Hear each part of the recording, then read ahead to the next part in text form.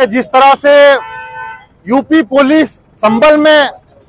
आम नौजवानों के ऊपर जो बर्बरियत करके गोली मारी है, ये दरअसल गैर इंसानी, गैर कॉन्स्टिट्यूशन है, एंटी कॉन्स्टिट्यूशन है मैं कहता हूँ। क्योंकि जो सर्वे हुआ है वो सर्वे भी गैर संविधान है, क्योंकि आर्टिकल में जो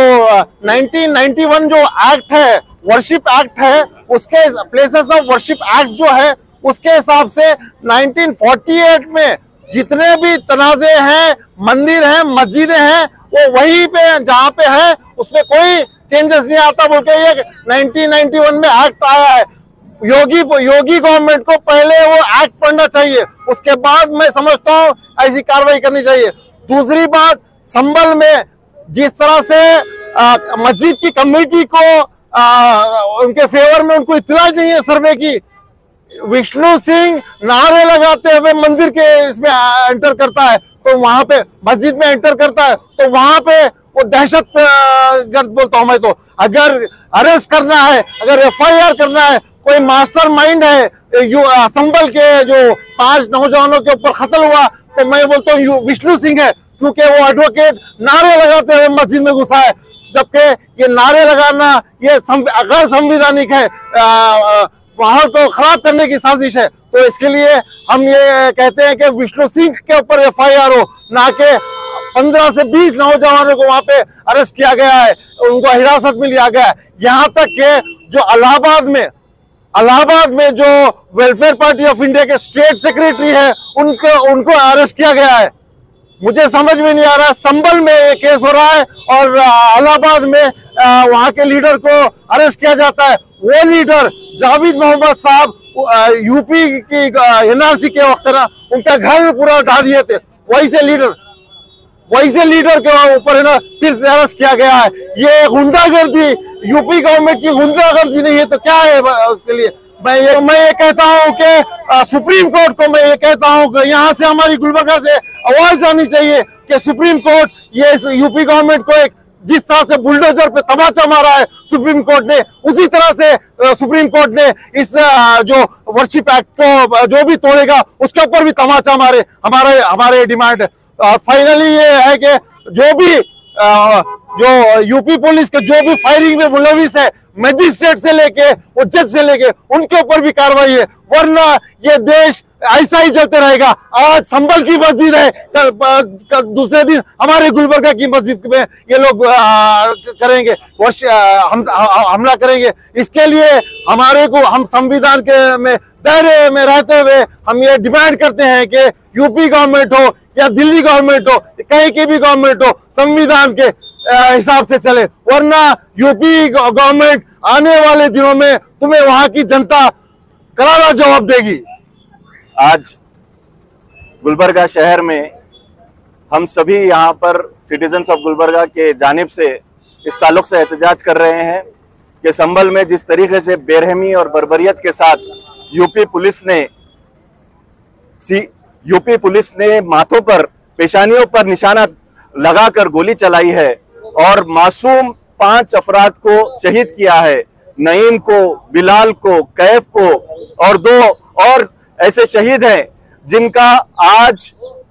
हम लोग अगर उनकी जिंदगियां वापस लौटाना चाहें तो लौटा नहीं सकते हैं। वो हम अल्लाह से दुआ करते हैं कि उनको आला से आला जन्नत में मुकाम हासिल हो, जन्नतुल फिरदौस में।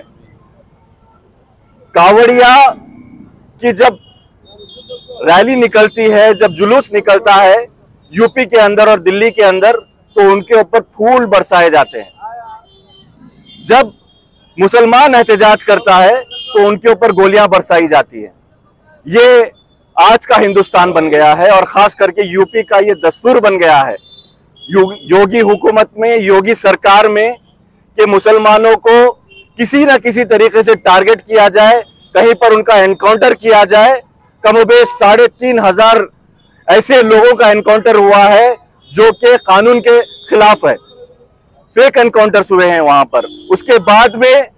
जो एनार्की हमें पाकिस्तान में दिखाई देती है, ये हमेशा कहते हैं, जिक्र करते हैं कि पाकिस्तान चले जाओ, पाकिस्तान चले जाओ, वो वहां से मिसाल ले रहे हैं। ऐसा लगता है हमें कि वहां पर गोलियां बरसाई जा रही है, वहां पर एहतजाज करने वालों पर, और हिंदुस्तान में भी इसी तरीके से योगी हुकूमत गोलियां बरसाने का काम कर रही है। जहां जमहूरियत है वहां पर एनार्की है, वहां पर निजाम तहस नहस हो चुका है, यहाँ पर जमहूरियत बाकी है। और इस जमहूरियत को बरकरार रखने के लिए हम ये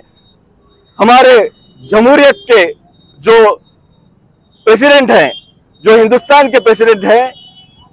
मुर्मू साहिबा को हम गुजारिश करते हैं कि फौरी तौर पर वहां के एडमिनिस्ट्रेशन को, योगी एडमिनिस्ट्रेशन को बर्खास्त कर दिया जाए। वहां पर प्रेसिडेंट रूल लगाने की जरूरत है, क्योंकि वहां पर जिस किस्म का माहौल बर्पा किया जा रहा है, कहीं पर बुलडोजर जलाए जा रहे हैं, कहीं पर वहां पर गोलियां बरसाई जा रही है, वो सीधे सीधे कानून का खिलाफ वर्जी है, इंसानियत का खिलाफ वर्जी का काम कर रहे हैं ये लोग। और इनके खिलाफ में बहुत ही सख्त तरीन कानून के तहत उन यूपी हुकूमत के और यूपी के जो अफसरान जो इसमें मुलविस हैं, पुलिस जो इसमें मुलविस है, उनके ऊपर दफा 302 के तहत उनके ऊपर कार्रवाई होनी चाहिए, उनको फांसी की सजा मिलनी चाहिए, क्योंकि उन्होंने जो उनको निगरानी करनी चाहिए, जो सिपह सलारी का जिम्मा दिया गया था, उसके बरखिलाफ उन्होंने काम किया है। अभी जैसे वाज बाबा ने बताया कि जो सेशन कोर्ट के जज ने जिस किस्म का फैसला दिया, 1 घंटे के अंदर अंदर वहां का सर्वे कराने का फैसला दिया, और जब फैसले में वहां पर पुरअमन तरीके से वहां पर पूरा सर्वे हो गया, उसके बाद दोबारा से सर्वे करवाने के लिए कहा, ताकि वहां पर माहौल खराब हो जाए, ताकि वहां पर लोगों के अंदर ऐसी फिजा बर्पा हो जाए। और वहां पर जो नारे लगाए जा रहे थे, जिस किस्म के नारे लगाए जा रहे थे, वो नारों की वजह से ये सारा का सारा मामला पहले शुरू हुआ। ये सरासर हम लोगों के खिलाफ में नाइंसाफी की गई है, मुसलमानों के खिलाफ में नाइंसाफी की गई है, और सुप्रीम कोर्ट को इसका संज्ञान लेना चाहिए और सो मोटो एक्शन लेना चाहिए उस जज के खिलाफ भी जिसने वो फैसला लिया, और उन अफसरान के खिलाफ भी जिसने गोली बरसाई है। मैं यहाँ पर एक बात का जिक्र कर देना चाहता हूँ कि DY चंद्रचूड़ जो फॉर्मर CJI है, उन्होंने जो एक फैसला लिया था कि सर्वे से कैरेक्टर नहीं बदलता है, सर्वे से मस्जिदों का या मंदिरों का कैरेक्टर नहीं बदलता है, तो फिर उसके अंदर होता क्या है? यही तनाज़े पैदा होते हैं, यही इंतशार पैदा होता है, और कम्युनल हार्मनी को खराब करने का काम होता है, फसादात बर्पा होते हैं। मैं यूपी पुलिस को फिर से ये कहना चाहता हूं कि आप लोग होश में आओ, आप लोग इंसानियत के और इंसाफ के रखवाले हैं, आप लोगों को कानून को हाथ में लेने का कोई इख्तियार नहीं है, और इनके ऊपर जो अफसरान हैं उनके ऊपर सख्त से सख्त कार्रवाई होने की जरूरत है। शुक्रिया।